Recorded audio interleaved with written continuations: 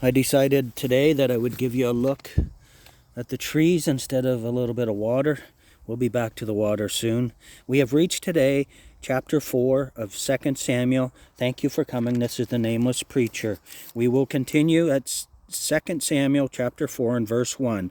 And when Saul's son heard that Abner was dead in Hebron, his hands were feeble, and all the Israelites were troubled. And Saul's son had two men that were captains of bands. The name of the one was Baana, and the name of the other Rechab. The sons of Rimmon, a Beerothite of the children of Benjamin, for Beeroth also was reckoned to Benjamin. And the Beerothites fled to Gittaim, and were sojourners there until this day.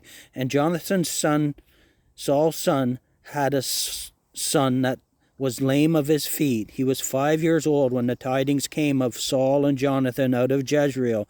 And his nurse took him up and fled. And it came to pass, as she made haste to flee, that he fell and became lame, and his name was Mephibosheth.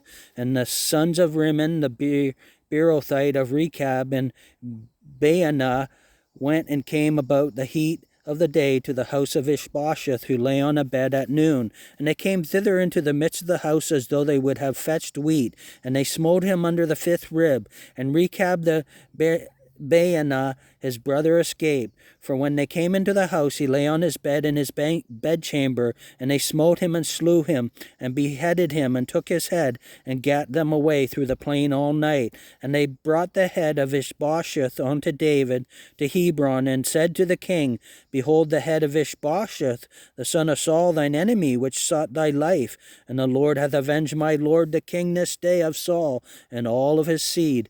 And David answered Rechab and Baana, his brother, the sons of Rimmon, the Beerothite, and said unto them, As the Lord liveth, who hath redeemed my soul out of all adversity, when one told me, saying, Behold, Saul is dead, thinking to have brought good tidings, I took hold of him and slew him in Ziklag, who thought that I would have given him a reward for his tidings. How much more when wicked men have slain a righteous person in his own house? Upon his bed shall I not therefore now require his blood of your hand, and take you away from the earth?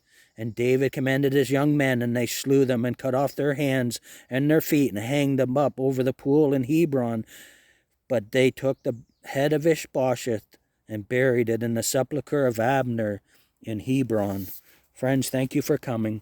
That was 2 Samuel chapter 4. We will be back with more. And may you have a great and wonderful day. Amen.